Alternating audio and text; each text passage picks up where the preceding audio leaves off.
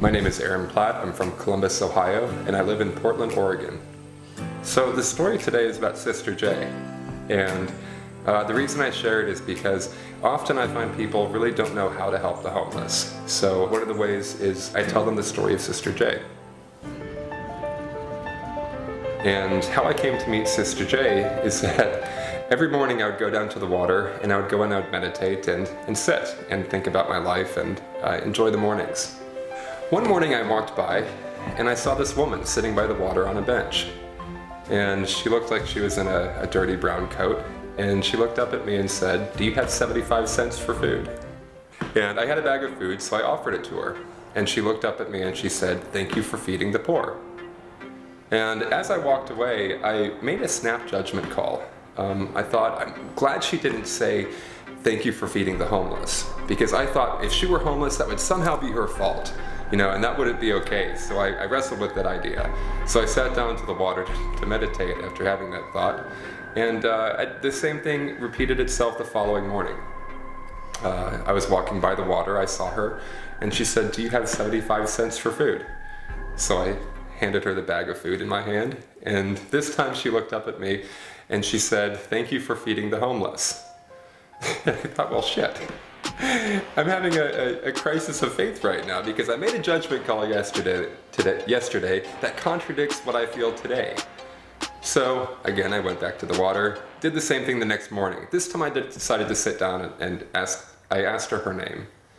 And I think just by asking her name, it gave her a sense of dignity and respect where instead of putting a qualifier on her that she was somehow homeless or poor, she now had a name. So her name was Sister Jane. And that was how she introduced herself to me. And for the course of about a year and a half, we would have daily conversations by the water.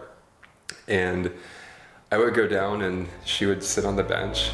And I remember every morning when she looked up and she would see that I was there, she gave me this look as if she had just won $1 million. And I began to feel that way inside when I walked up to her. And so every single day I'd walk up and I'd say, "It's a beautiful day, Sister J." And she'd say, "Aaron, every day is a beautiful day." And so as time passed, I began to see her as less of a homeless person, and she began to become my friend, and a very close one. So there was a time period where she disappeared for several weeks. And it was a bit out of character for her. She may have disappeared for a day or two at a time, because the thing is, the homeless really, they don't have a set schedule. But after a few weeks, I began to become worried, and so I called a public house where I knew that she would sleep. And the people at the front desk there, they let me know that Sister J had been taken to a hospital the previous weekend, had a heart attack, and they had pulled the plug on her after only 24 hours. And it hit me like a load of bricks, the news, because when I first met Sister J, I had made a snap decision, and I qualified her as somehow not being worthy of attention or that she could somehow help her situation. But after over a year and a half of sitting with her and placing myself in her situation and seeing the world through her perspective, I saw things differently. Because while we would sit there, she would ask people, "Hey, do you have 75 cents for food?"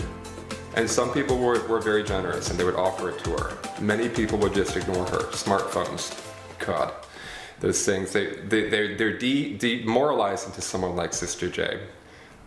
Sitting there next to her, there were times where people would spit right in front of us. And Sister J would never lash out at these people. But I was able to see the world through her eyes, and the judgment call that I placed on her now was replaced with the feeling that this was my close friend, and this is a close friend who is no longer with me. And it grieved me. And after a year and a half, I realized, and I came to realize that I had a heart change. And that's what's gonna help the homeless the most, and really everybody else around you, is when you start to see people as your brother, your sister, your mother, and your friend. And Sister J taught me an important lesson to not put a qualifier on people, and to just offer freely because they have something to offer you. In her case, she gave me a friendship that was so dear and so sweet. I treasure those moments forever. And so when I am asked, how can I help the homeless? It's see them as your friend, or maybe it's a friend that you haven't quite met yet. And that's the story of Sister Jane. My name is Aaron Platt, and I'm so grateful to be the founder of 51.